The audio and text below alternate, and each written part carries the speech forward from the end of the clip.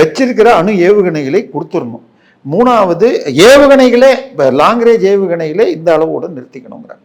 அவங்க நாங்கள் அணுவை என்ரிச் பண்ணல, ஆனால் அதற்கு முன்னால் முதல்ல எங்கள் பேரில் போட்டிருக்கிற வர்த்தக தடைகளை நீக்கின்றாங்க. இப்போ உங்ககிட்ட எவ்வளோ பணம் இருக்குது? ஒரு 100 ரூபா இருக்குமா? 100 ரூபா கொடுத்தா உங்களுக்கு 90 ரூபாய்க்கு ஒரு டாலர் கிடைக்குது. சரியா? ஓகே, மோடி வந்தப்போ உங்களுக்கு 65 ரூபா இருந்தது, இப்போ 90 ரூபா இருக்குதுன்னா 25 ரூபா ஏறி இருக்குன்னு அர்த்தம்.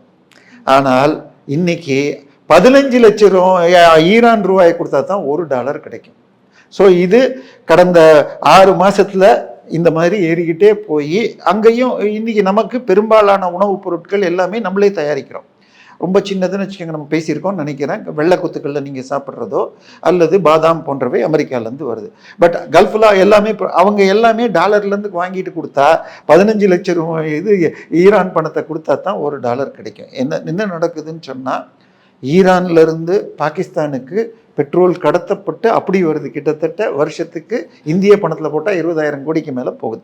பட் இதையெல்லாம் தடுக்கணும்னு ட்ரம்ப் பார்க்குறார். ஸோ ஏன்னா முக்கியமான விஷயம் என்னென்னா, சீனா உலகில் 2வது பெரிய நாடு.